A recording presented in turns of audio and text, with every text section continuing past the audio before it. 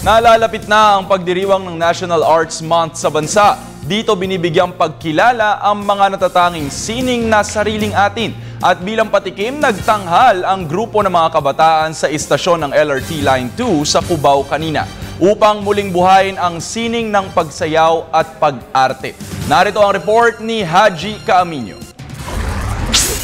Sandaling tumigil at naipon ng mga pasahero ng LRT Line 2 Cubao Station kaninang umaga. Nagsagawa kasi ng pagtatanghal ang ilang grupo ng kabataan, tampok ang iba't ibang uri ng sining gaya ng pag-arte at pagsayaw.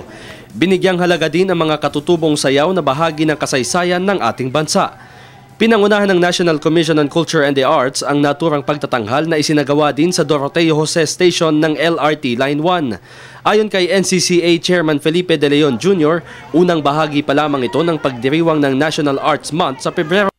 Itong event na ito ay mga patikim lang o mga sample ng maaaring makita ng mga tao sa tinatawag nating February Arts Month or Philippine Arts Festival. Sa buong buwan ng Pebrero gaganapin ito sa iba't ibang lugar ng Pilipinas, sa Iloilo, sa Tacloban, no, sa Luzon, ano?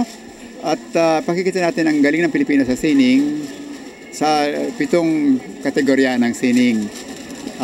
Dance, drama, literature, architecture, music, film, at saka sayaw, no?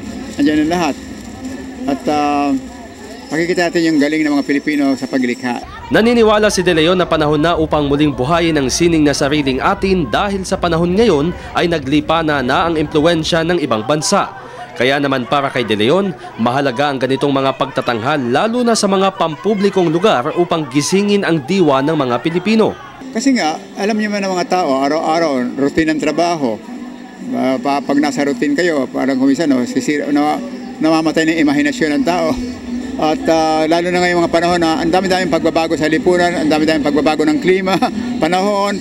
We cannot cope with change pagkapatay ang imahinasyon. Ang sining ang bumubuhay ng imahinasyon ng tao. Tuwang-tuwa ang mga pasahero sa kanilang nasaksihang performances. Wika pa ng pamunuan ng NCCA, hindi pa dito nagtatapos ang mga pagtatanghal at ang paraan nila ng pagbuhay sa Philippine Arts dahil plano din nila ang pagsasagawa nito araw-araw sa susunod na buwan. Bagay na maaaring makatulong upang hindi natin tuluyang mabaon sa limot ang sining at kultura na sinimulan ng ating mga ninuno. Para sa Telebisyon ng Bayan, Haji Caaminio.